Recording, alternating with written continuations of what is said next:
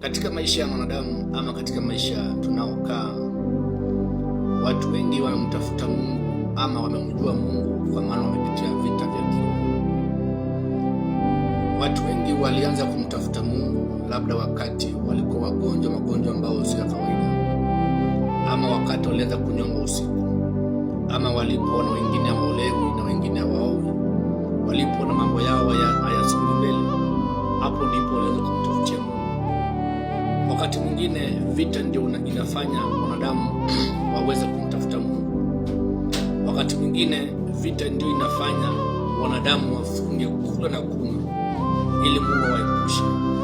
Lakini wakati hiyo vita inapoisha ama wakati hiyo vita inapoondoka, then hao watu husahau na Mungu. Ndio maana maandiko inasema kwamba tutafuteni ufalme wa Mungu kwanza na mengine tutazidishiwa.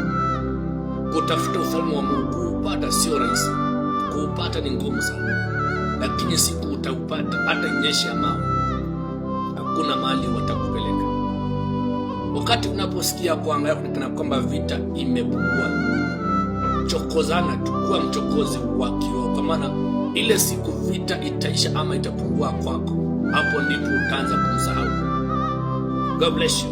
The God be with you.